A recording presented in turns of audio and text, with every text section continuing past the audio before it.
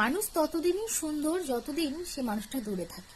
কারণ দূরে থাকলে তো একটা মানুষের সম্পর্কে সবটা জানা হয় না, আর সবটা না জানলে তখনই মানুষটা বেশি সুন্দর লাগে।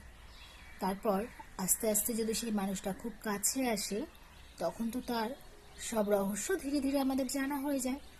তখন কিন্তু ধীরে ধীরে তার প্রতি আগ্রহটা সত্যিই কমতে থাকে।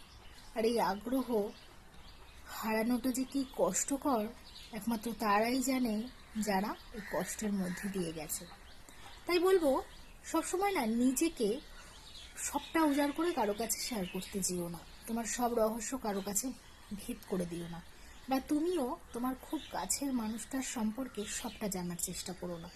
নাহলে নিজের আগ্রহ হারাবে, আর হয়তো সেই মানুষটার উপরও তোমার আগ্রহটা হারিয়ে যাবে। তাই মানুষ দূর থেকেই শ্রেষ্ঠ। যতদিন সে দূরে থাকে, যতদিন সব রহস্য না জানা হয়ে থাকে, ততদিনই ভালো। একবার জেনে গেলে সব শেষ।